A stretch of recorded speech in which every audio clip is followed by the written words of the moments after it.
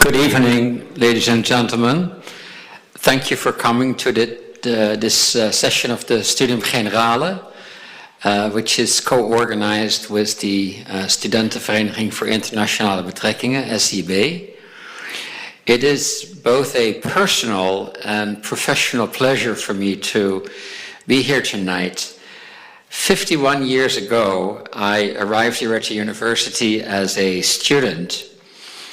And in that very first year, I became a member of SIB. Soon thereafter became its president for a couple of years. Even more important, I met my wife in that very first year in the SIB. So this is a phenomenal return for me to be here today. You have seen the title of the meeting here tonight, New Peace Tools, and the subtitle is Protecting Civilians Against Imminent Violence, particularly what is the role of the international community. Now, just by way of setting the stage, protecting civilians is perhaps more needed today than it has ever before in human history. In absolute terms, I think never has the world seen more civilians who were being attacked and who were in need of direct physical protection against imminent violence. According to the World Bank, no less than 1.5 billion people in the world live in countries of recurrent political or criminal violence. And I think you can say that in the past century, we have seen that civilians who at one time were a tiny minority during wars to become the victims. Over that century, we've gone from about 5 or 10% of civilians who were being killed in wars to 90% at the end of the past century, just about now. So I believe that this topic is extremely important. The UN has set up a system of peacekeeping. To my mind, peacekeeping remains the critical link between peacemaking and peace building, which is dealing with the root causes of a conflict. And tonight we will have two speakers who have devoted their lives to the issue of the protection of civilians. The first speaker, Professor Mukesh Kapila, will speak about his experience. Particularly, he will focus on his experience as resident coordinator in the Sudan, resident coordinator of the United Nations. He published a book, which you see available there, which is Against the Tide of Evil, and the subtitle is How One Man Became the Whistleblower to the First Mass Murder of the 21st Century. I regard Mukesh as one of the most courageous people who was willing and able to stand up to the powers that be in the organization in which I have also been working for 34 years. He worked there only for 1 year, because after that 1 year he said, this is not working. He spoke truth to power in a way that I think very few people would be willing to do, because they don't want to wager their career in the UN by speaking out and by having that kind of courage. We will, after Mukesh speaks, we will have the second speaker, and I will introduce her in a few minutes after Mukesh has spoken. But I would just want to say that she stands in, replaces her colleague, our colleague, and that's Mel Duncan. He was supposed to be here tonight, but he was grounded by his cardiologist. He will have to undergo some cardiac problem surgery in the next week or so. So that's why you've seen the name Mel Duncan, but it is Tiffany Easthom who will be standing in for him. Without any further ado, I would request Mukesh to come up and to give his presentation, which will be largely focused on Sudan. He has just come back from a book tour in the United States, and I think we are in for a big treat.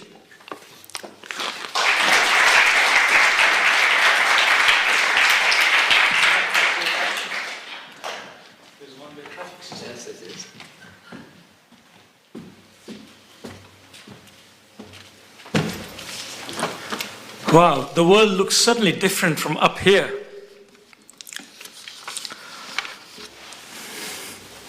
You look quite small down there. So imagine if you are the head of the United Nations and your office is on the 38th floor of the building of the United Nations along the East River in New York. Have any of you been there? No? So it's a big skyscraper. It's in Manhattan, and it's 38th floors high. And imagine looking down from that skyscraper onto the ground. And I don't know how many of you know, maybe the students here know. Do you know what the opening words of the UN Charter are? Come on, guys. We the peoples, the most beautiful words ever written. We the peoples. So imagine yourself as a leader of we the peoples, looking out of your glass window from the 30th floor, and we the peoples are down there right on the pavement, or as they say in the United States, as I learned last week to say, sidewalk. They're still learning English there. What do we, the peoples, look like on the pavement?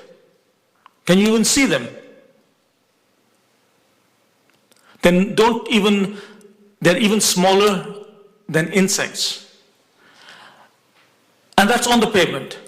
And the we, the pavements that Tiffany and I are particularly interested and concerned about are those we, the people who are not even on the pavement. Because they're in the drains and ditches. They are the forgotten people. They are the victims of conflicts and crisis. And they're not even on the pavement. So you can imagine when the leaders of the world are so detached from the peoples of the world, is it a surprise that we fail to protect? So I'm looking forward to hearing from Tiffany later as to what the prescriptions are when we the leaders of the world, the leaders of the United Nations, have failed we the peoples. I'm going to talk about Sudan, which is also the story of the book, which you can take if you're interested. But my own personal journey in relation to the first genocide of the 21st century, that is in Darfur, which I'll talk about briefly in a minute, actually started 10 years before that in Rwanda in 1994. And next year is the 20th anniversary of the Rwanda genocide. So my introduction to Kigali was a few days after the troops that were clearing out the genocidaires got into Kigali, and literally I was on their footsteps. At that time, I was in the British government's humanitarian department, and I was there to kind of figure out the humanitarian needs and what we could do. And I went to a vocational training school, a little college on the outskirts of Kigali. You can do that now if you ever go there. Any of you been to Kigali, to Rwanda? No? Wait, oh, one. Well, you don't count. Anyone else? What do you people do here in Groningen? You haven't been to the UN, you haven't been to Kigali? Well, I hope you will travel. Now, in this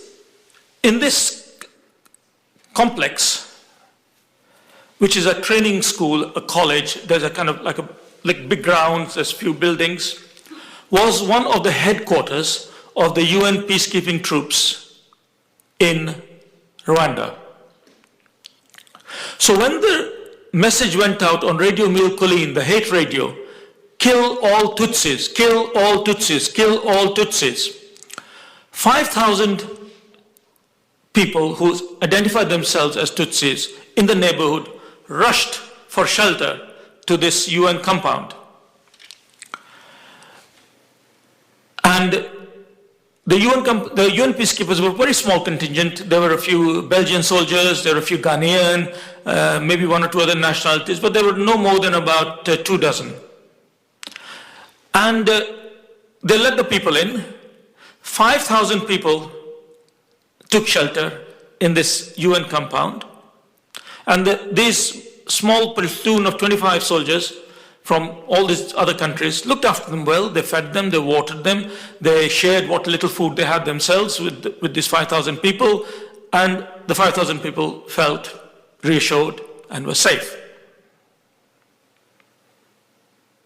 1 week later, the order came from UN headquarters, from the 38th floor of the UN, leave. So the General Dallaire, who was a famous Canadian general in command, resisted his orders for as long as he could, but he was a soldier. And what do soldiers do? Obey. So he protested as long as he could, he disobeyed as long as he could, but in the end, he obeyed. And this platoon marched off to the airport and left. Within 2 hours of their departure, I don't think they'd even flown off yet, a Hutu mob came into this compound with 5,000 Tutsis who were still there and invited them to march down the road. And you, if you go today, you can follow that route yourself. And as I did last year, when I returned to Rwanda after some 18 years, I couldn't go back earlier because I just couldn't face returning to a place where, when I was last in Rwanda in 1994, the Kigali, the church, the cathedral church, Saint Famille, which is in Kigali town, a bit like this. This is a bit like a church, isn't it? Like a cathedral, yeah? The blood was still dripping down the walls there. Anyway, the 5,000 Tutsis were marched down the hill about 5 kilometers away to a little dip in the woods. Today Kigali is grown up, urban city, but that time there were forests around and so on. This we're talking 20 years ago now. And each and every one of those 5,000 people were killed. And they were buried, they are buried where they fell, and you can go and see it now. It is a mass grave. And it is a mass grave half the size of this room, maybe bringing home to us how much room we occupy when we are dead. Now, the reason I'm telling you this story is, imagine if these 5,000 people had not believed in the UN. See, they came into this place for security, for shelter, because they had heard that the United Nations is for we the peoples. And surely the UN would help them, keep them safe. Peacekeepers were there. So they congregated in this place. And when the peacekeepers left, they were completely defenseless. In fact, what the peacekeepers had done, what we had done as an international community, it's not fair to blame these 25 soldiers, but it is very fair to blame us, each of us, all of us. What we had done as an international community with our protection ideology, this myth we had created, trust us, we will protect you, concentrated 5,000 people in one location. We had effectively made a concentration camp whereby these 5,000 people could happily, easily be killed off. Now imagine another scenario. If people did not believe in this, if we were truthful that we cannot do this protection, would 5,000 people have concentrated themselves into a camp like this? No.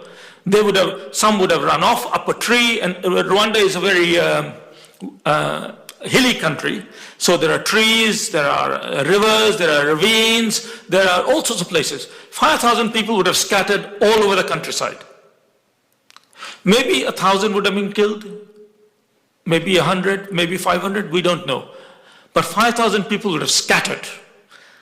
And we can be sure that the vast majority of these people would have been alive today.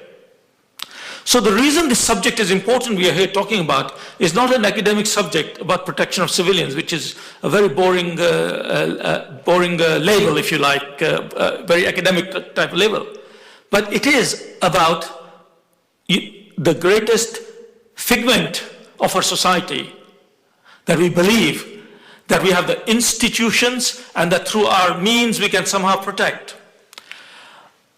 Especially when the political will is not there, when we the peoples, when the leader of we the peoples looks down on the peoples and they're little more than insects. Now, my dear friends, my dear Netherlands friends, you know better than I what happened in Srebrenica, where the Dutch peacekeepers who were there, and we know what happened when that happened. I know as a nation, and I salute the Netherlands as a brave nation who withstood Hitler, who withstood many, many other things. And I'm sure, I know the nation is still traumatized by what happened in Srebrenica, where not only did we not fail to protect, but we actually aided and abetted the killings, because that's what happened in both Srebrenica and that's what happened in Rwanda. And I'm giving you only two examples. So then, fast forward to 10 years later, and put yourself in my position, recently appointed as the head of the United Nations in Sudan. Sudan at that time was Africa's biggest country that had spawned the continent's longest running war. It's been going on since the 1950s, when the country became independent in 56.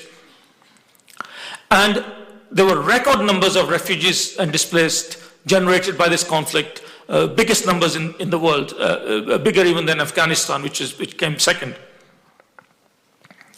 And in this place, there was a faraway region called Darfur, which most of us had not even heard of.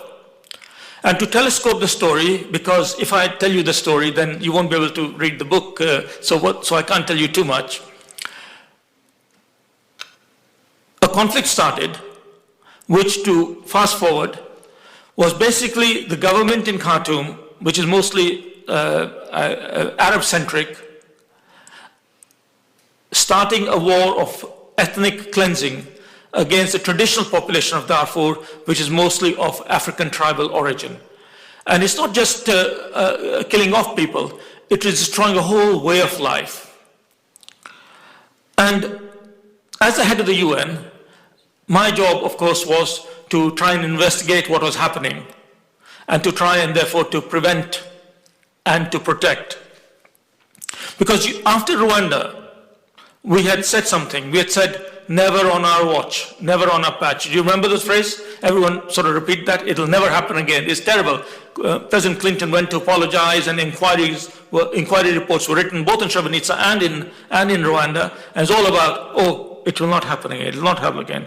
And I remember as a young official in Srebrenica and in Rwanda, where I was present in both, but in a junior position, I sworn to myself that if ever I became in a position of power, this would not happen on my patch. And here I was, the head of the United Nations, the largest humanitarian operation in the world at that time, 10,000 staff, $500 million budget, and this thing was unfolding.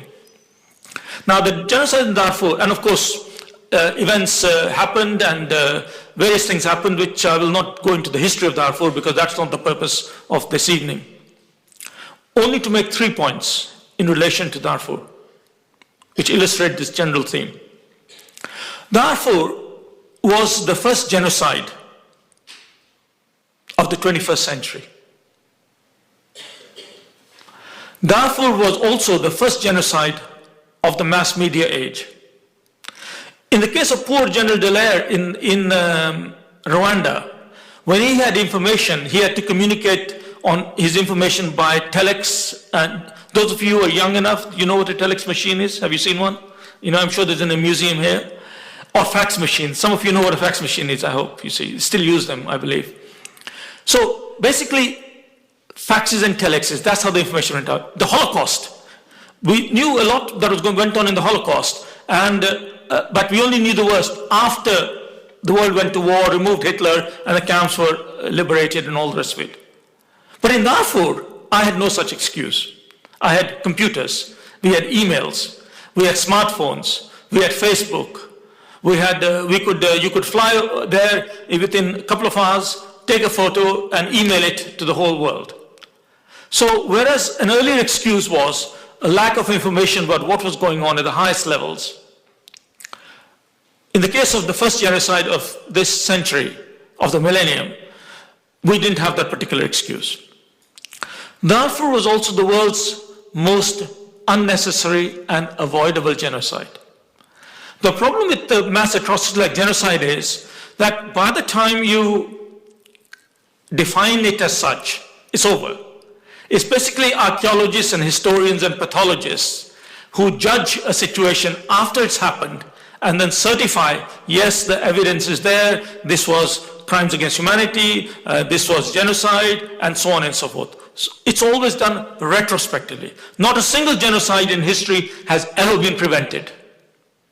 But I thought that with all the knowledge and information and communications and other skills and institutional capacities we had at our disposal, we would be able to prevent the first genocide of the 21st century, which was in Darfur. But we failed. I won't go through all the reasons why we failed, that's in the book, but only thing to say is we failed because of the gap between the 38th floor and we the peoples on the pavement. So we failed as an institution. I remember coming to The Hague, as the UN coordinator, coming to The Hague and pleading with Dutch ministers, your ministers, telling them all that I knew that was going on in Darfur in 2003, 2004, and asking the Dutch government to intervene. Had they not learned lessons from Srebrenica? Had they not learned lessons from Rwanda? But your ministers were out for lunch. The same thing happened with my ministers. I'm British by nationality. Worse in this case in London, because London had intelligence information. We had satellites in space and all that. And you could tell exactly what was happening in Darfur, even more than I did. So my point here is that the greatest institutions which we the peoples have created to govern us, either nationally in our own countries or collectively in our international cooperation through multilateral institutions like the UN, failed. So in that context, why should we trust these institutions for the protection of civilians in the future? That is a question for us, which Tiffany, I hope, is going to address in a moment. My final point, I think I'm nearly out of time, 1 or 2 minutes, yeah? My final point is, and this is a thought to leave behind you. We know who committed the genocides in Rwanda. We know also who's committed the mass atrocities, the ethnic cleansing, the acts of genocide in Darfur, and also now in the Nuba Mountains and so on.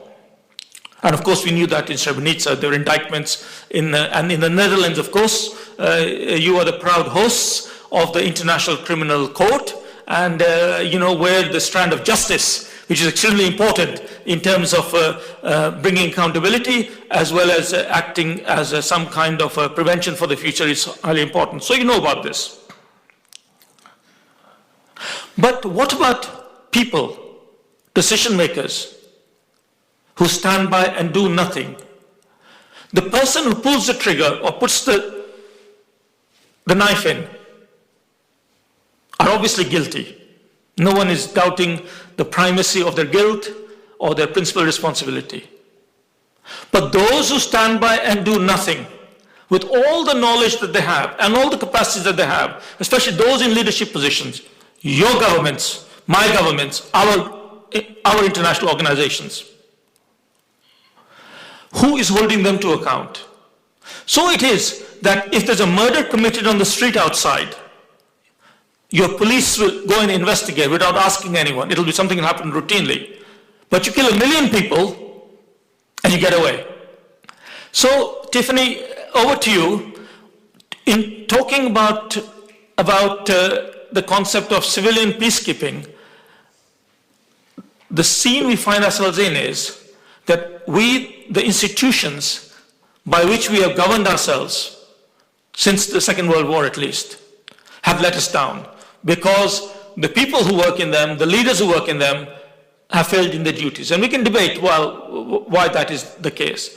Is there any other way to do this? But as a postscript, if I may, I just want to also make sure that nobody runs away, especially as this meeting is organized by the UN SIB, what you call it, SIB, which is the students' thing for UN, that this is not intended to be an anti-UN message. On the contrary, you, the Dutch people, know more than anyone else, having borne the Second World War, the importance of an organization like the United Nations or any of the other organizations, even the European Union, which, as you know, is a peace-building project. Everyone thinks of the EU as an economic project, but it isn't. It is actually an inefficient economic project for a much better and more important objective. This is no more war in Europe, okay? So the point is, the reason I'm angry, and I hope I can convey to you and transmit to you some of my anger, otherwise I will have failed, it's not about being anti-UN. On the contrary, I want the UN that I deserve. I want the UN of the Charter, the opening words of which are, "We the peoples." And somehow along the way, that has got forgotten. So this is a call, in a sense, to complement what Tiffany might say, that it is time that we the peoples recaptured these great ideals and these great institutions so that they can once again be a force of trust and not let we the peoples down. Thank you.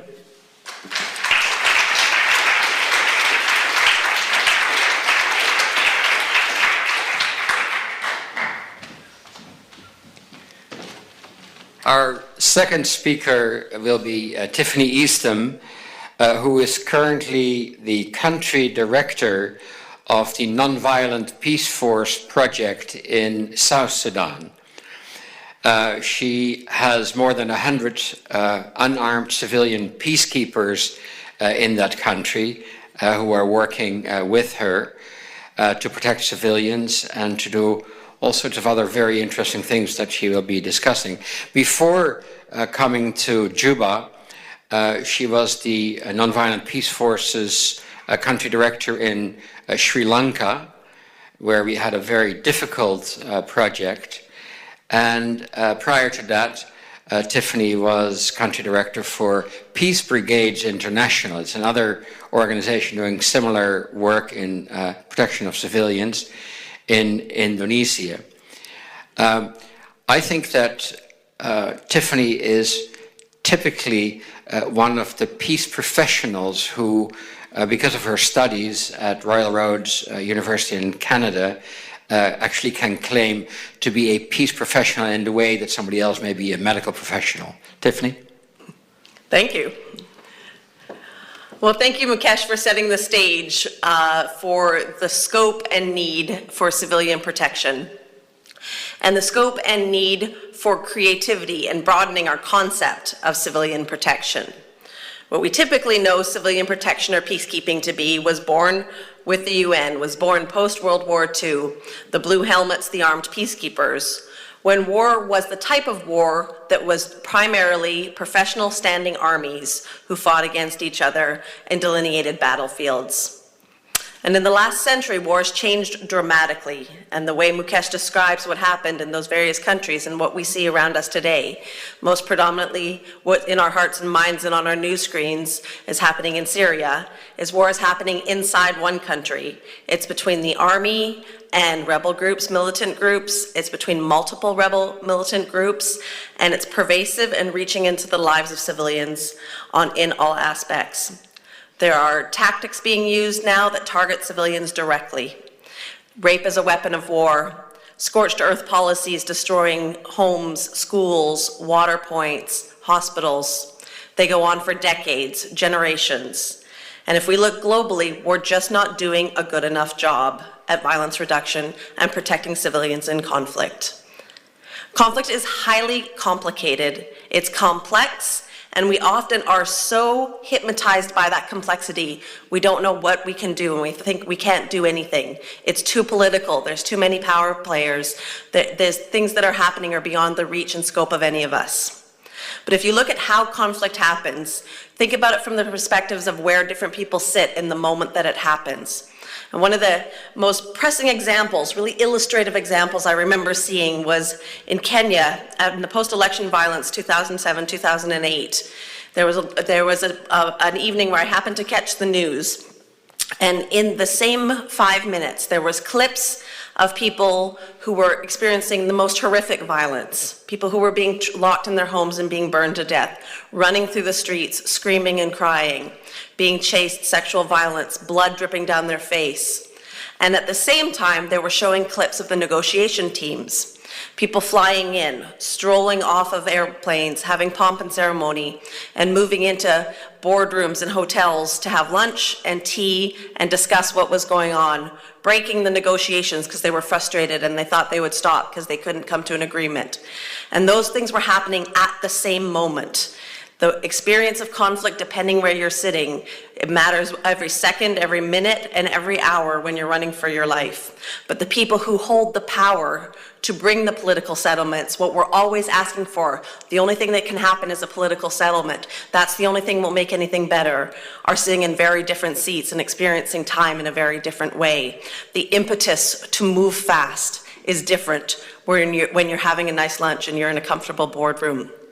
So when we talk about unarmed civilian peacekeeping, we're not on the 38th floor, we're on the sidewalk, we're in the villages, we're in the communities.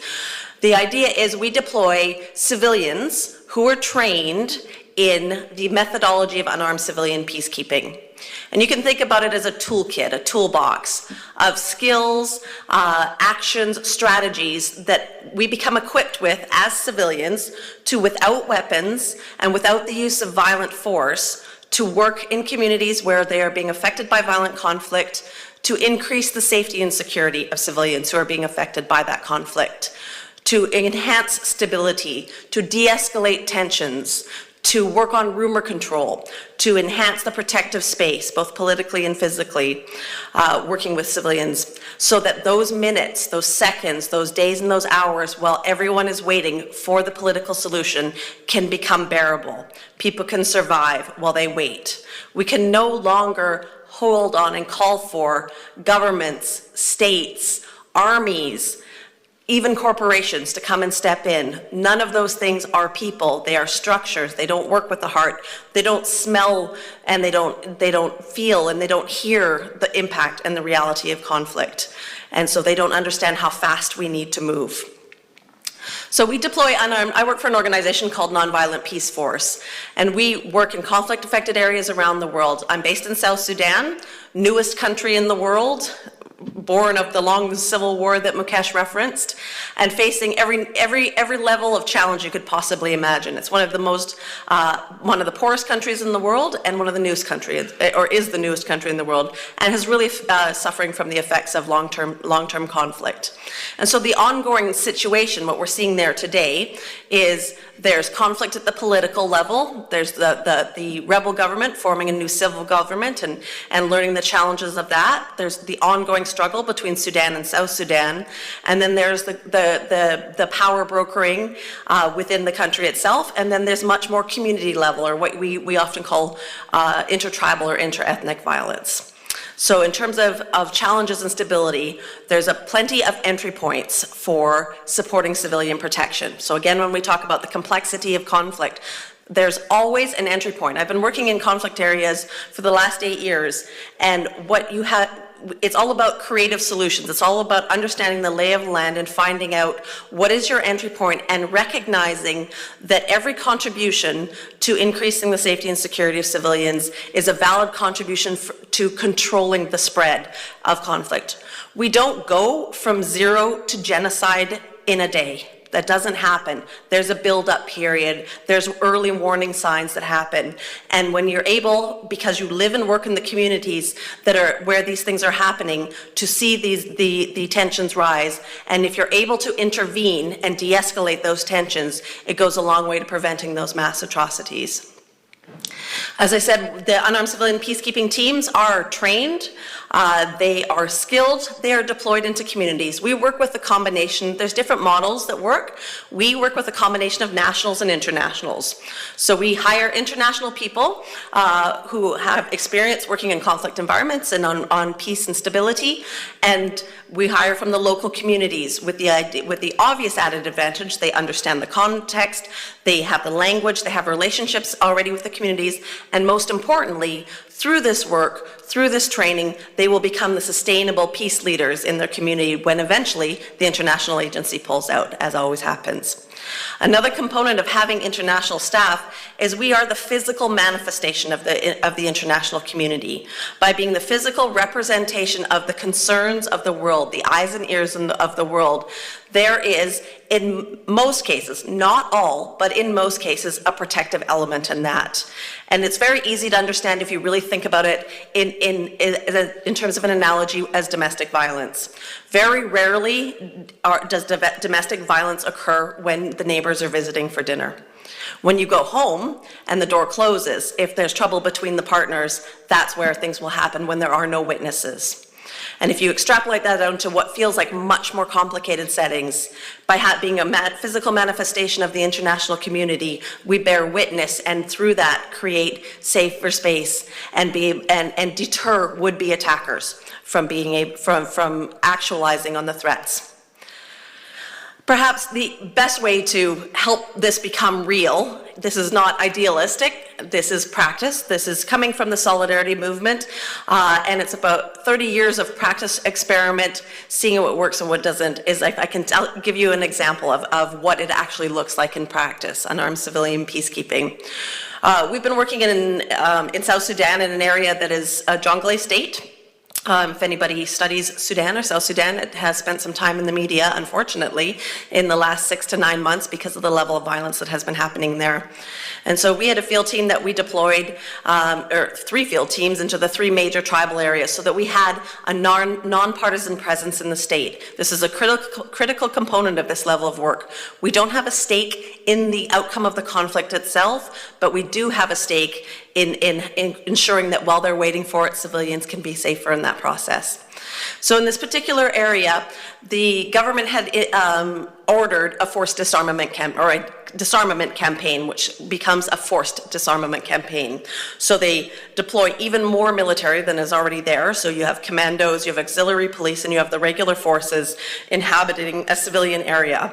And their job is to go from village to village and home to home and collect weapons. And of course, people don't want to give up their weapons. They have just been in the middle of a very heated battle with the next community, and hundreds of people have died. You have many layers of complexity as to why this level of violence between the military and the civilians happen that relates to a number of issues and power struggles and intertribal and interethnic fights. But the important part for the purposes of this story is we have military in an area that now has power over the civilians, they're an armed actor, and then civilians who are really resisting giving up their weapons. So all levels of abuses are starting to happen. So we're working in a particular community that, as I said, there was this big influx of armed actors that came in, the military, the state security forces, and the community who was living closest to the barracks started reporting extraordinary levels of violence. They were experiencing murder, harassment, beatings, And what really struck us and made us very aware of how serious it was they were reporting rape. And culturally, this is not a place where people publicly report rape. The stigma that occurs because of it, the fact that there isn't an active justice system in this area, a formal statutory justice system. There's customary law, but it does not favor the victim, so it doesn't get reported. So by the fact that we knew it was being reported, we knew how serious it was. So we started working with the community, and we were able, because we lived in this community, because we were there 24 hours, 7 days a week, living in the area, we had a relationship with the military commander. We had a relationship with the civil authorities. We had a relationship with the community leaders, with the women's leader, with the youth, with the cattle camp leaders. And while those parties didn't necessarily trust each other, because we had spent an extraordinary amount of time building those relationships up, they were able to trust us. So we were able to shuttle back and forth between each of these parties so that they didn't suspect why we were there, and to raise our concerns, not shaming and blaming, but raising our concerns in applying positive pressure about the importance of the protection of civilians. We started doing patrolling in this area. This is what I call peacekeeping 101, being present and visible. So our team would mobilize and move through the community that was being affected by violence in a couple of different times a day, making it clear that to everybody why we were there, checking in, and immediately, within days, the number of incidents started to decline. We also set up what was effectively just a phone tree. So this was, in South Sudan, it's very unusual for us to work in a place that has mobile phone signal, but this particular area did. So by taking a community, splitting it up into sections, 10 sections, each section leader had a phone. We ensured that they had phone credit, and that their section people knew that if there was something going on, a drunk soldier walking into their area, they let the section leader know. The section leader called the community leader, community leader called us, and we mobilized response. This might sound extraordinarily simple, but in this environment where A, people don't really use phones because they're not that common, and B, even if you do, who do you call? People don't, there is nobody, there is no emergency services to respond.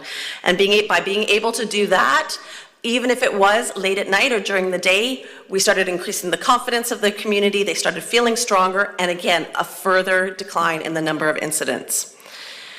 We then were doing patrolling out at the women's farm. They had abandoned the farm altogether. So not only are we dealing with sexual violence and direct attacks on the women, but we're also dealing with impending food insecurity. This is a food insecure area as it was, but because of the violence that was happening, they had stopped farming and the crops were failing.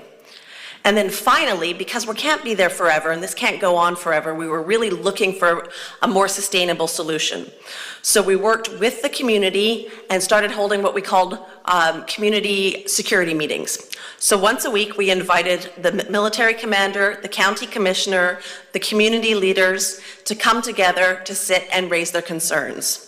Again, it sounds extraordinarily simple, and civilian peacekeeping, in essence, is simple. It's relationship-based, and it's about being creative and tenacious and finding solutions in what seem to be unbelievably complex circumstances. And by doing so, they were able to build a relationship with one another. They were able to see each other as human beings, and the military commanders were taking more seriously their responsibility to control their soldiers. The community leaders were feeling more empowered to be able to report incidents. And while this was happening, what we were able to do the knock-on effect of that is to build up a resistance for rebellion. Because when you feel that all hope is lost, and when there are armed actors who are saying, come on, the government isn't going to help us anyways, the army isn't going to help us anyways, let's fight against them, which was happening in this community because we were able to put so much intensive support. People from that community, nobody joined the rebel group that had formed in that area because they felt that they were protected and they had allies and they didn't need to take up arms to fight. So it's interrupting that cycle of violence. This is an example of unarmed civilian peacekeeping, and I could talk for days, hours, months to tell you more about it. But just to paint a very small picture, the important thing to remember is that we need to broaden our concept of civilian peacekeeping. We need to realize that there are more ways to manage it. Civilians trained in this particular skill set are very effective. It's not idealistic. This is a body of evidence-based practice where numbers of deaths are just decreasing, that personal perception of security that's so important is increasing, and we're able to help interact cycles of violence. So thank you for that.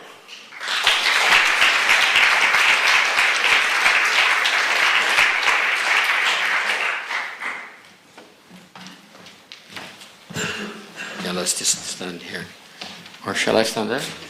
Let me stand there. Then we can duke it out here. Well, thank you. Those were two interesting, very interesting presentations. And before we open the floor for questions from the audience altogether, there are one or two questions that I would like to ask. First of all, Tiffany, I think a question that is raised in my mind, is it not naive to think that unarmed civilian peacekeepers can stand up the very powerful and often evil forces and spoilers and so on? So what are the conditions under which unarmed civilian peacekeeping can be successful? Sure. And a good question at that. I mean, I think, again, when I was trying to make the point about the complexity of conflict and the layers of conflict, when we think about it being sort of a naive concept that Rwanda in 1994, once the genocide was in full swing, if we had walked in there with a group of 20 unarmed civilian peacekeepers that we could have stopped that genocide, that's a naive concept. What we do on a daily basis, though, is engage with people who are actively causing problems in the communities. They're either ignoring their responsibility to protect, or they're actively aggressing on civilians. And one of the things that we have to be able to do is to sit down and build working relationships with people that we know have blood on their hands. And it's very much about building trust and relationship-based, doing things like illustrating the political benefit and political cost of decisions that state or non-state actors are making.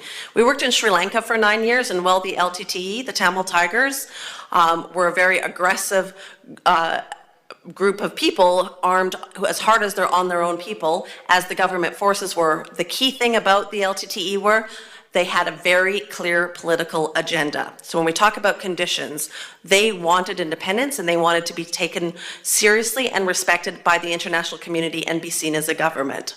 When that exists, that is a position we can hook on to, because we can help illustrate that if you want to be taken seriously by the international community as a government, that you're saying that we want to do this because our people are oppressed by the other government. This is how we were able to negotiate the release of child soldiers, for example. This is not about being able to end the war, but those moments, those pockets, those places where we found entry points, where we were able to negotiate the release of 22 child soldiers, makes a significant difference in that particular community. Thank you. Mukesh, would you, when you were resident coordinator in Khartoum, that momentous year, would you have called in unarmed civilian peacekeepers if they had been existing at that time? And if so, what could they have done, you think? Might that history have been different? I think if it had been Tiffany, most certainly I would have called upon Tiffany and her brigade of 20 or whatever to try and see at a very early stage whether or not a sense could be induced amongst the combatants. I think what happens in extreme situations of extreme violence is that in many situations of extreme violence, I'm not talking about Hitler and so on, who clearly had a premeditated plan right from day one, but in most other situations, a conflict has a career. It sort of starts off, and then somehow negative forces feed into it, and then externalities get in the way, and then it goes in directions that even sometimes the founders of the conflict don't realize, because it just grows in a way. So the nature of unarmed civilian peacekeeping might be at an early enough stage, before enough blood has flown, before enough fires have been lit, where possibly there is space to turn back from the extreme events. I think it's at an early warning stage probably that I would have employed Tiffany to see if she could do something. I'm sorry to say that I'm not, in retrospect, I'm not very optimistic that that would have worked, simply because, as we realized later, that what was in the mind of the Khartoum regime was, not akin to the final solution that took place during the Holocaust. Except this time, it was the Arab groups against the African tribes of Darfur. Tiffany, would you actually have gone to Darfur? You think the conditions were ripe and you could have done something? Yeah, the focus and the types of things that we're able to do at that point, again, is really working on the resistance of local conflicts becoming politicized. And I can give you actually a very relevant and related example. We have a field team that is in a state called Northern Barghazal in South Sudan, which is just south, a border adjacent with South Darfur. And one of the things that we're working on there, it's a soft border. There's dry season migration, so hundreds of thousands of heads of cattle and cattle keepers move back and forth across that border every year. It's also a trade route. South Sudan's landlocked, so goods coming in from as far away as Khartoum is really important to this particular area. So these are communities that have intermarried. These are communities who have lived adjacent to each other for generations. And they have their own localized conflict. They fight, they have friction, they steal each other's cows. Sometimes they get along just fine and drink tea together. But they have their local conflict resolution mechanisms that they work on, compensation for theft and even murder. But because of the level of political violence that has happened around them, it has been quite easy for the powers that be to be able to politicize groups. And I was particularly talking about building up that resistance, and nobody in that group, in that community I was talking about, joined that particular rebel group, which is in a different state. But this is an area where we can really focus on. When people have political agendas and they're in power, sometimes that is just going to work. It's got its own career, as Mukesh said. But conflict is so complicated, and there's so many people involved, and turns of events of whether if you can work with a particular group of people and help them resist becoming politicized into the broader scope of the conflict, it can save thousands of lives. It can save years off a particular conflict if that particular group doesn't get involved. Thank you. What is your vision for unarmed civilian peacekeeping? Right now, peacekeeping, the military variant of it, has something like 120,000 troops on the ground in some 16 or 17 conflicts worldwide. What is your ideal, your vision for unarmed civilian peacekeeping? Size and scope, of course. So again, going back to the example that I give, that area was called Kandako. It's one particular neighborhood, or Boma, which is what they call it in South Sudan, village, that is associated with this town, Pibor town. And at that time, and even still, and we all kind of have sort of this torments of the damned of regret, that if we had had more people on the ground, if we'd had more resources at that time when that disarmament campaign was unfolding, and been able to be in all of the affected Bomas in that area, that we might not be in the situation that we see today. And this is not speaking from a point of hubris that we could have saved everything. Sometimes it's really important to be realistic and humble about what we can do. But what we saw was evidence-based, that by providing support, security, and reducing the impact of violence on people, mothers weren't being raped, they weren't being too scared to go get food and water. You de-escalate the fire, you de-escalate the tension, you de-escalate the will and desire to fight. So if we had been able to replicate that in all of the villages that were being affected in the same way, we quite likely would not have seen the numbers who joined the SSDA, which is now the rebel group that is functioning in that area. A question for Mukesh, and that's the last one, and then I would like to invite you for your questions. Mukesh, it seems to me that with unarmed civilian peacekeeping, we only have small numbers, a couple of hundreds who are right now being deployed. And so to grow a very small organization, a series of organizations, into a large one is quite difficult. Now, I know you have worked for the world's largest organization, humanitarian organization, called the Red Cross, the IFRC, the International Federation of Red Cross, Red Crescent Societies. Would you see any possibility of the Red Cross movement, for example, taking on this idea of unarmed civilian peacekeeping and allowing it to go to scale much faster? Interesting question. I'm sure some of you will be aware that actually the Red Cross movement was founded on a battlefield, the Battle of Solferino, which very briefly some of you will know there's this massive battle going on between the Austrians and the French, I think, and then along wanders in a Swiss businessman, and he says, well, this is one heck of a battle. Even in the middle of battle, people should not be treating each other like that. Even the horses, the riderless horses, their riders having been killed, as they moved about the battlefield, the horses were avoiding the bodies as they made their way. But the surviving soldiers were going around stabbing the wounded, and this in the middle of the battlefield. And from that grew what we now know as the Red Cross, Red Crescent movement. So the Red Cross, Red Crescent is not a pacifist movement. It realizes that these things happen and that rules have to be found by which they conduct a war, conflict has to be moderated. I think in answer to your question, what I would say, and this is kind of reflecting also my institutional experience having worked for governments and the UN in addition to the Red Cross, it is that if you take an idea like UCP or unarmed civilian peacekeeping and you institutionalize it excessively, you will kill it. Because what happens is that when you make the whole thing into an organization, and the idea that you might have 100,000 unarmed civilian peacekeepers wearing green helmets or whatever other white helmets, this has been suggested by one particular country, and then the whole thing being controlled by another organization and the whole structures, basically the spirit will go out of it. So it is a nature, if you like, of this concept that it should be decentralized, it should be based on the capacity of each individual communities, wherever they might be, and they're all going to be different. What you did in Sri Lanka was, I'm sure, very specific to Sri Lanka, and what you're doing now in South Sudan similarly is so.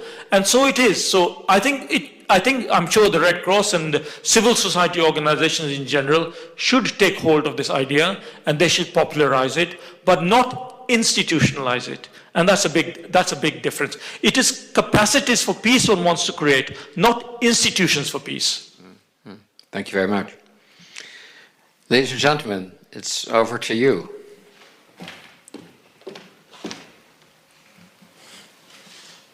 Please raise your hand, lady there. You get the microphone. If you say your name, that would be...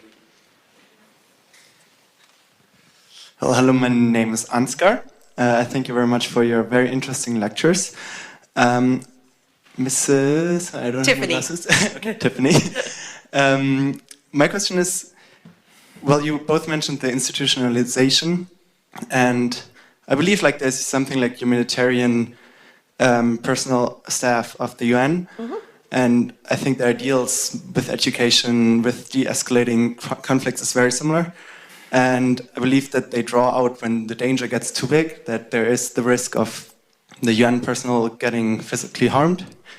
And how do you deal with that? Like, if one of your workers gets killed, how can you justify that? And absolutely. The security question is what you're asking. Probably you've heard it lots. Yeah, absolutely. Just a quick comment on how you opened in terms of the UN. The UN, of course, we say it as it's one homogenous thing. It's multifaceted. There's humanitarian agencies. There's the peacekeeping force. There's political affairs. There's the civil affairs, and they all have different jobs. And as Mukesh said, this is not UN bashing, it's institution issues and individuals within. In terms of security, and this is a very common question and a very good question, first and foremost, if we cannot keep ourselves safe, we cannot promise or make offers to help protect other people. So the primacy of our security, our staff security, is central to everything that we do. And I'll give you some examples about how that works. First of all, this is not about being a human shield. You have the opportunity to stand between somebody and a bullet once. That is not a sustainable protection strategy. The reputation for the organization would be shot, and it's not helpful. So that is not what this is about. This is about very strategic, very intelligent engagement where we're leveraging relationships, influence, and using deterrent strategies. And there are times when we do pull back. Sometimes it's just pulling back. Sometimes it's about hibernating. We see a situation escalating. It's something that we don't have a full handle on our complete analysis of the context, so we call it hibernating. We'll pull back into our own compound for a day or a couple days while we gather information and figure out what's going on. And sometimes we'll relocate. We'll evacuate out of that particular area. We are always the last to go. It is us and Médecins Sans Frontières. We're often co-located. We work in a very similar way to MSF in that sense, in terms of sort of our flexibility and adaptability about being in really difficult circumstances. So we often are getting on MSF planes as we're the last two agencies who've decided, okay, this is it, and it's temporary. We've never permanently evacuated out of anywhere, but sometimes if there's crossfire, there's a battle that's going on, and the indiscriminate violence, even if we're not being directly targeted, the risk is too high, and there's nothing we can be doing at that point when the battle's raging, so we will pull back and then go back in. There's a humanitarian architecture in areas that are emergency response, so we work within the humanitarian architecture, and this is where the UN is really helpful. They have the resources. Is that Ban Ki-moon calling to complain? Yes. They have the resources to be able to facilitate things like evacuation. We work in places where you can't, the road, they're cut off because of the rainy seasons. The only way in and out are helicopters. So our relationship with OCHA, the Office for the Coordination of Humanitarian Affairs, is really important because they'll help come pull our staff out. So the first and foremost is, and then the last sort of component about that is when you look at humanitarian agencies that are doing water and sanitation or food delivery or medical services, that's their area of expertise. And generally what the working model looks like is they have one or two security people that work with them who their job is to monitor the situation and then set security levels and make sort of security rules and decisions for the organization. Our entire job is security. So everybody who's on a field team, their job is understanding the context, doing security analysis and working and planning out strategies. So every day the team sits every day and checks in. We call it an info share. They check in what's changed in the last 24 hours. What is the situation? What are these early warnings? And how can we operate so that we're able to be as safe as possible? And we've been operational globally for 11 years and we've had no fatalities. There was a hand up right here.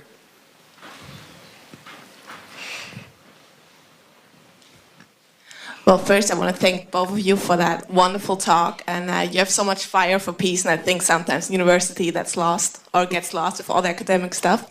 So thanks for being here. My question is more directed to Tiffany. I understand the approach you have and what you do, and I like the really feeling the early warnings and de-escalating. And my question is more, you said that you have a team of locals and internationals that both work together, and I want to know what kind of cultural differences are there. For example, when you have with rape, and you say, well, you have their stigmatization of the victims, and this justice system does not work. So, in what extent do you have to kind of look away? Like, do you only focus on the real conflict but look away with cultural relativism, that kind of thing? So, how do you deal with that? You sound like you've been there. It's something that we struggle with every day. I mean, what kind of cultural differences are? Every cultural difference that you can imagine. Not only do we have internationals and nationals working together, the internationals come from all different cultures. So we have Africans and Asians and Europeans and North Americans working together. So we all come from really different places and what our perceptions of rights are and who that applies to in our home countries. So it's something we struggle with every day. It's a challenge every day. To give you an example, sort of issues iterated, things like domestic violence, where maybe, we can all get on board and we can all agree that military soldiers raping the women in a community, no matter what your cultural background is, we can all understand and we agree that that's not okay. But marital rape in many cultures is not recognized, including South Sudan. And one of the creative ways we've been able to be able to address that issue very specifically, domestic violence and sexual violence in the domestic and communal realm, is we started forming what they're called women's peacekeeping teams, which are local women who we brought together to talk. It just started initially with, we recognized that women weren't participating we're not participating actively. It's a very patriarchal society, so it's hard to get women to participate publicly. So we thought, what if we gave them their own space? Let them come to us and talk about peace and security from an empowerment model, not from a paternalistic model, not that they need somebody from the outside to protect them, but what can they do? What are they worried about and what do they need? And what role do they want to play for peace and security in their communities? Well, as soon as we did that, they were so excited, and as we all know, women are very strong peacemakers. And so we put them through a whole series of training. The first women's peacekeeping team is coming up on 2 years, and these are very active women in their communities. They started carefully and slowly. We were very nervous. We didn't want to be seen as trying to start a feminist revolution. That's not going to help anybody. That has to come from within, not from without. So very, very careful. And different communities choose to focus on different things. It's a local community structure, so they get to set the agenda. We provided the skill set, we provide them with the technical support, and when they need it, we provide them with accompaniment. And so they're working on, depends on the community, but domestic violence. One of the things one of our teams is extraordinarily strong about doing this, is when there's domestic violence happening in a community, in a home, they will go as women of the community and sit together with that couple. And they've started writing us reports. They're so proud of what they're doing. They want to share it with us. And they say, we sat with this couple and we talked about this, and they made an agreement. They're accompanying women to and encouraging them to report rape to the police, something they don't do, not only because of the stigma, but also because the police don't take the cases seriously. But when a group of 10 women show up on their doorstep, I assure you, they take the case very seriously. They have situations where elderly women who have no male relatives are super vulnerable in this particular culture. So one of the communities where we have a women's peacekeeping team, there's a sort of women, sort of the cast-off old women who are living a little bit further away, and they were being harassed and they were experiencing violence. So the women's peacekeeping team started doing singing visuals. So every vigils, every day at sunset, they would go out to where the old women were, and they would sing to them and eventually with them when the women started coming out. And that was an illustration to the women that they were not alone, and to the rest of the community that they were not alone, and violence towards those women would not be tolerated. So it's a creative solution, using the skills and tactics and toolboxes of unarmed civilian peacekeeping, working with the community themselves, and helping them set their agenda and helping them achieve that without being sort of imperialistic people with our own agendas and our own cultures that we're trying to impose. Are you satisfied with the answer? Good. There's one over there for a while. Here, and then there's someone there, gentleman. My name is Marika. My question may be related to a lot of the things you just said. It's directly to Tiffany. And you talked about the importance of establishing trust with the leaders of the different parties of the conflict. And so I was wondering, what have your experiences been with rejection or distrust due to the fact that you're foreigners trying to intervene in a local conflict? And how did you legitimize your presence, and how did you build this trust? It's a great question. And this is by no means easy work. It's patient. It requires an immense amount of patience and perseverance, and recognizing that it's 1 step forward and 4 steps back and 3 steps to the left. It's non-linear. So the relationship building and the trust is really, those are components of being nonpartisan. So us being able to be effective in the communities that we're in, it's really important that we demonstrate nonpartisanship. Not that just we say it, but that we demonstrate it by equal engagement. And everybody's different. First of all, naturally we gravitate to what's easier, to what's nicer. That's just a very human condition. So it is much easier to sit with the local chief, or even the civil authorities, or the women's leader, than it is to sit with the commander of a difficult army unit, or the rebel leader who is doing horrible things. And so we have to coach ourselves and remind ourselves that regardless of how hard it is, we still have to reach out. And there are people that we just really cannot connect with. That just happens.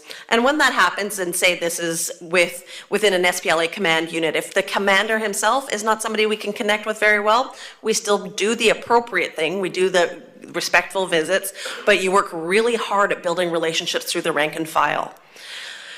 trust is, I mean, think about it in our personal lives, how quickly we lose trust if we feel like somebody's hurt our feelings or has disrespected us. You put that in a conflict zone, and you can imagine how fragile trust is. So acceptance is what we talk about when we're doing humanitarian work. Acceptance in a community is never absolute, and it's never a permanent condition. So it's something that we're constantly working on. And some days you just can't even believe that an action or something that we did is perceived the way it is perceived. One thing that surprisingly really helps us is the fact that we don't give out material aid.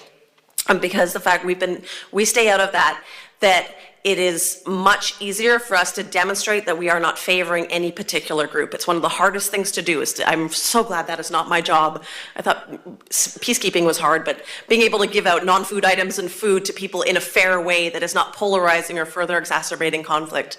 So, I mean, it's a very long conversation, and I gave you strategies, but the reality is it's really difficult, it's complicated. We work in teams. One of the things we screen for when we're hiring, we try and screen for sort of your own sort of internal strength and resilience to be having to deal with really difficult people you know have blood on their hands and are quite likely to do these things again. And we work in teams, and so some days, you know, I might just, there's this particular commander I cannot stand for whatever reason, and I'll say, Mukesh, I just can't do it today. I really just can't. So because we work in teams, he'll say, okay, you sit this one out, I'm going to take this one. And so that's how different, you know, some people respond much better to women, some people respond much better to men. So we work strategy. Gentleman there, and then... Thank you. My name is Peter Ackerman. I first of all like to thank you for your inspiring speeches. My question is to Mukesh. At last. Yes. I thought you were getting such an easy time. I understand your anger with the UN. I experienced the same flaws in the UN when I was doing development work in Guinea-Bissau, Western Africa. Can you give us advice to the students here, so how we can change this idea that the people of the UN have at the 38th floor of this UN building? How can we get their attention and change the way they now manage to the UN? Thank you. I think this is a very important long-term issue. What happens is that in the national atmosphere, you elect your government, and if you don't like your government, every few years you can change your government. Now, in the UN, we have the UN run by unelected officials, and they are unaccountable other than through various mechanical processes, which include, of course, the representatives of the countries coming together in groups like the General Assembly. So in theory, you have that accountability to the people. But in practical terms, in most countries in Europe, this is true, and it's true in most countries of the world, in fact, foreign policy is decided by the executive, by governments. Domestic policy is decided by parliament. So, for example, your taxation, your health, your education, your roads and transport, it'll be discussed in parliament because citizens have a say in all these matters. You feel strongly about it, you see. But when it comes to foreign policy, usually most governments in the world, it's decided by the government, not the parliament. And often parliaments are just informed at the same time as the rest of the world, in a way. So this is an indirect way to answering your question, in that what we need to do is to restore democratic accountability to foreign policy at the national level and democratic accountability to the UN. So the gap between 38th floor and the bottom is reduced. So what it means for students and anyone else, for citizens, is to actually work to correct that democracy deficit, and to really work on this accountability issue. So that decision makers, if you're a bureaucrat in a UN organization or in any organization, you make decisions, which you do, you are not just making decisions without actually explaining what is the reason for why you decided to do this or not do this, but there is a system whereby you can actually explain why you decided. In the European Council, when countries vote against some policy that the Commission wants to bring and some country doesn't like it, there is a requirement that you give an explanation of why you voted this way, and so that citizens can understand why the Netherlands voted in favor or against this particular thing from Brussels, yeah? Now, we have no such system like that as far as the big global organizations are concerned. It's all very mysterious. So the role of society, civil society, is to connect globally to create better democracy in terms of accountability within these international institutions. And I think a lot can be done by citizens around the world to do just that. And just to add to that, from the grassroots level or from the NGO level, I spend a very significant amount of my time in various offices of the UN agencies and the mission in South Sudan, trying to raise issues and raise concerns and to suggest particular strategies. So I think there's in terms of structural change, but there's also the pushing from the bottom up and from the sides and really continually advocating. Because as difficult as that structure is, there are some really excellent people who work inside the system who are trying really hard and being willing to speak truth to power. And I've had some really difficult conversations with people in very senior leadership positions within the UN mission and within one particular UN agency, which shall remain nameless, I recognize that would be a career-limiting move for myself if I was to encounter these people in another place, or they were in a hiring panel if I ever want to work for something that they're related in. But it was an important choice to make because of the severity of the situation. So accountability from all sides is really important. I have a question for Mukesh as well.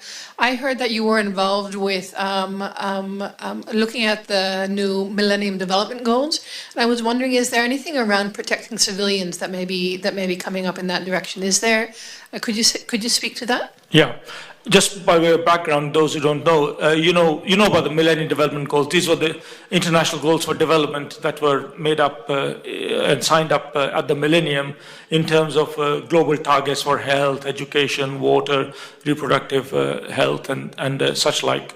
And they're supposed to take us to 2015. And we're now in the middle of the process, finalizing the process to design the next generation of global goals to guide countries' development over the next period ahead.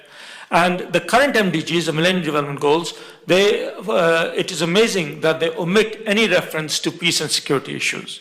And yet when you do surveys, and public surveys have been done around the world, and you ask people what is it that they want most, the number one issue that people say they want is actually security. And it doesn't matter whether you are in London or whether you are in South Sudan. What they want is freedom from the fear of insecurity, in a way. And anyone who's lived in either a big city or one of these areas knows what that particularly means. So we've been agitating, many of us working on this area, is to ensure that a peace and security goal is intrinsic to the new generation of international development goals that might be agreed. And I think the signs are quite hopeful that, at least in the working papers, this is on the agenda. However, the problem is whether the member states are coming together when they make up these things next year, whether or not they will accept this, because it's a highly political issue because of grounds of mistrust. If countries like China and Russia and so on may feel putting in a peace and security goal into the development agenda allows interference from a Western perspective that they would not like. So the short answer is that I think it's there, but whether or not it will survive depends a lot on whatever global advocacy all of us can do.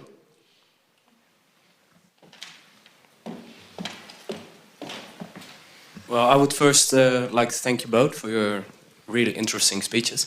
I had a question for Mr. Mukesh as well. You talked about the genocide in Rwanda, and you said the UN stated, well, this would never happen again. I heard this before, right after World War II and the genocide of the Jews. And in my opinion, genocide is hand in hand with hate speech in the media. And it's actually only possible because there are some people screaming like, we should kill them. Shouldn't we try to start the attack on hate speech, as was like maybe done in the UN Conference on Civil and Political Rights? What's your opinion about that? Yes, well, of course, hate speech is both a cause and a symptom. So, and you see examples of both, if you like, whether, it's a bit like a chicken and egg situation. Hate speech comes from somewhere. People just wake up in the morning and say, let's make hate speech. Clearly, what happens is that somebody develops an exclusionary ideology like the Nazis did or the Hutus did, and then hate speech is one of the tools to promote that. And even when it's not the case, looking at it the other way around, hate speech can lead to the creation of such ideologies, even when you weren't starting off with that. So you're absolutely right. But I think I wanted to comment on your first part, this not on, never again, not in our lifetime, all those kinds of promises we made. I think today, if we were reliving those things, or if I had been around all those things, I would never make those promises. Why? Because if you go through the history of mass atrocities, not just genocides, but other situations which are equally bad, but they are not technically genocides. There are many more of those, you see. It's clear that the propensity to commit evil is very much part of the human condition. In other words, for thousands of years, people have been killing each other in a very brutal way. And they've been doing it ever since before the word genocide was invented, in a way, okay? So we know that if it's been going on for thousands of years, the chances are that it will go on for next thousands of years. So to promise people, never again, this is the last time, is, I think, leading people down the wrong path. We should never have said this. We should not say this. Of course it will happen again, and again, and again, unfortunately. I think the way to address this is not to say, oh, it's all hopeless, let's go home, this is going to happen again. That's not my point. But my point is recognizing that it will happen again. What is it that we can do to actually recognize these things happening early, intervene early, and mitigate or reduce the consequences? On that, a lot can be done. And what that lot includes all sorts of things that you're familiar with: education, training, democracy building, the rule of law, international peer pressures and solidarities across countries, and many, many other things that can be done, including intervening early when a country goes off the rails and starts doing these things. But I think one thing should be very, very clear: genocides are not committed just by evil-minded people. Hitler, however evil he was, didn't have the capacity to do all he did without co-opting in the whole of the German nation, more or less, a large part of the French nation, because the worst things happened in France and in some other countries. And these are perfectly good, ordinary people, like you and I, who did these things, you see. So I think it's from that realistic framework that we need to think in terms of future prevention.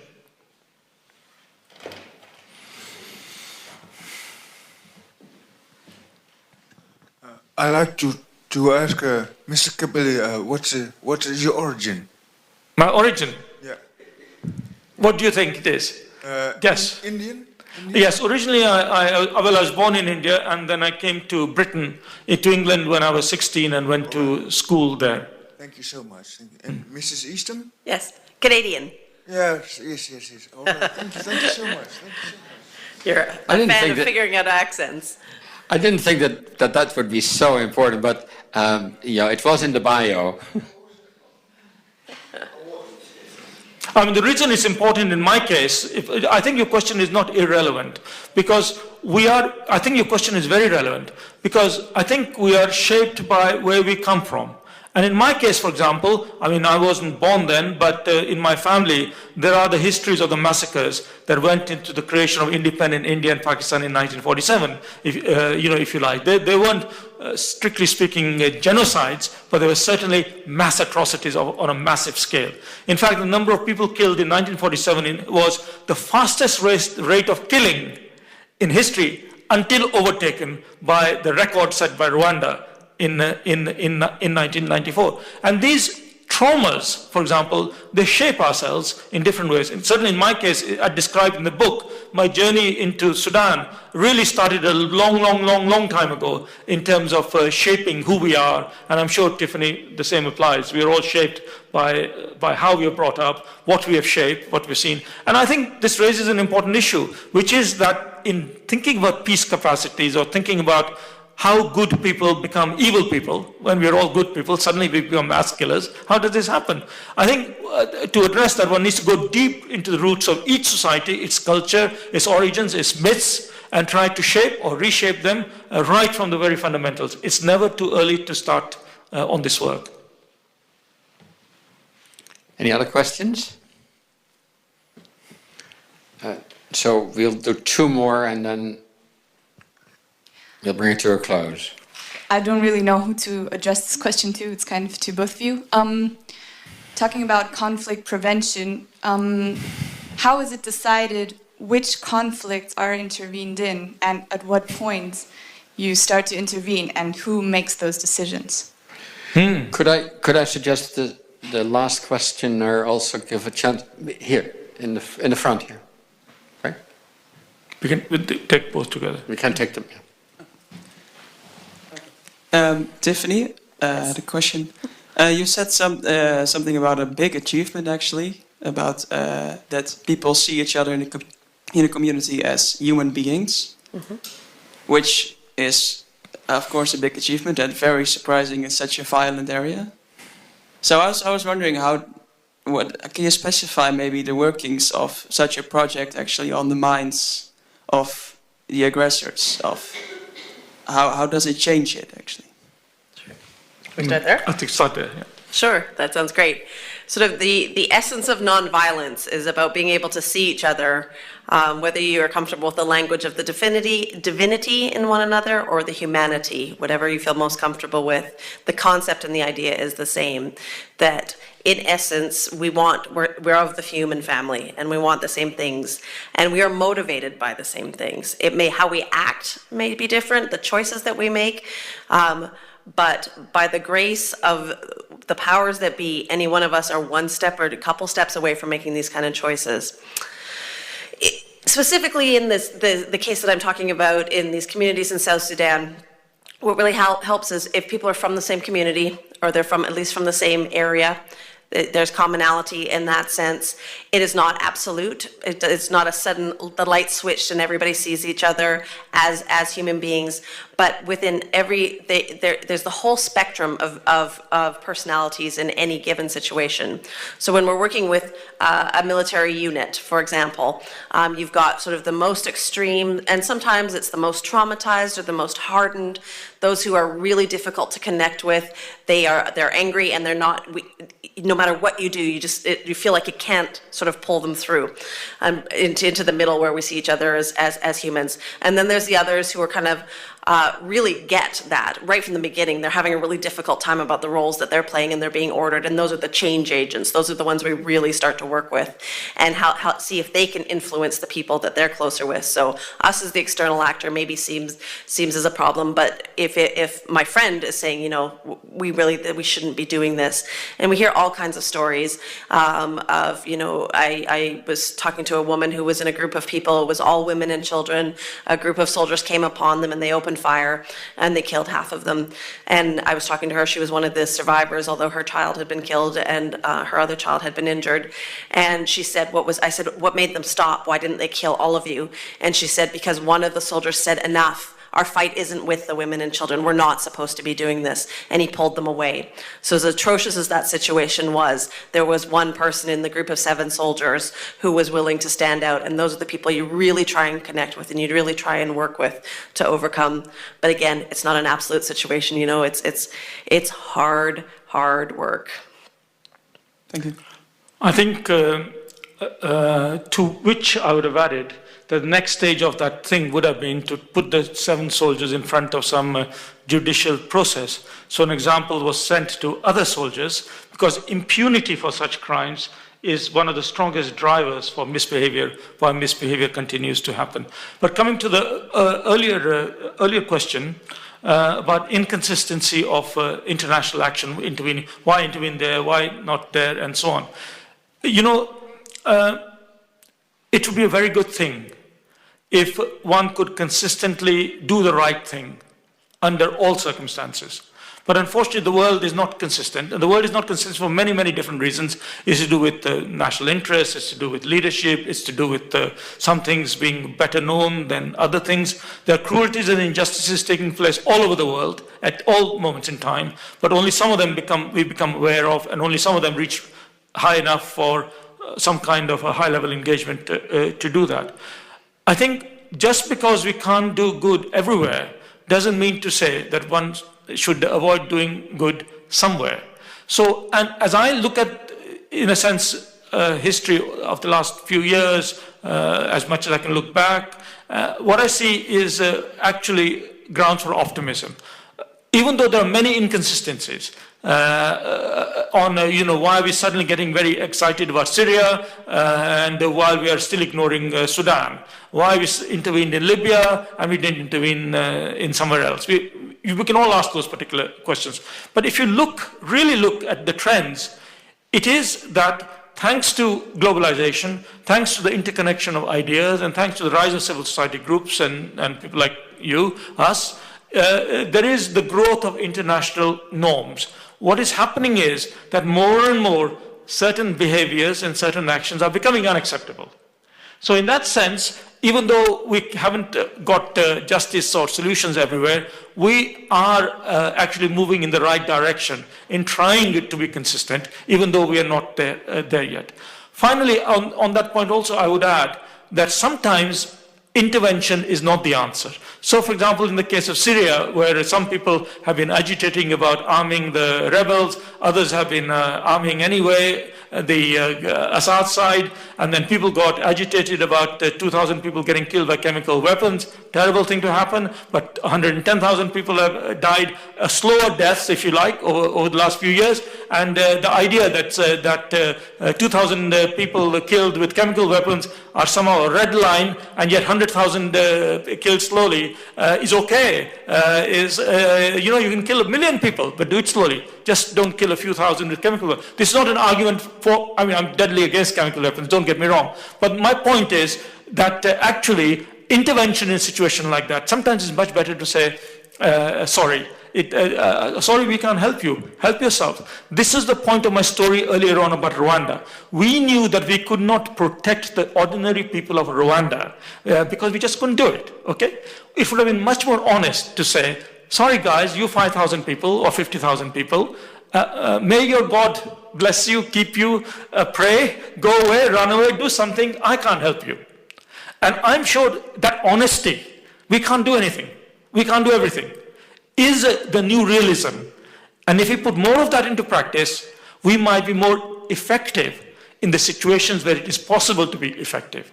So this is not a plea for universal action. On the contrary, one size does not fit all. Consistency doesn't mean doing the same thing automatically, everywhere, just because something has happened.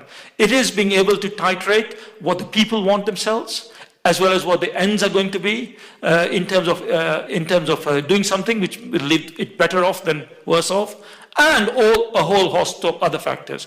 And this new realism, I think, may lead us down a more sustainable path in terms of long-term peace and security across our nations than has been the case in recent years. Thank you very much. We have come to the end of the evening. I would like to hand over to my colleague of the Studentenvereniging voor Internationale Betrekkingen. But before doing so, let me just mention that the book that Mukesh has written, Against the Tide of Evil, has even more stories than he was able to relate tonight. It's truly a page-turner and something that I believe we all need to take notice of. Thank you.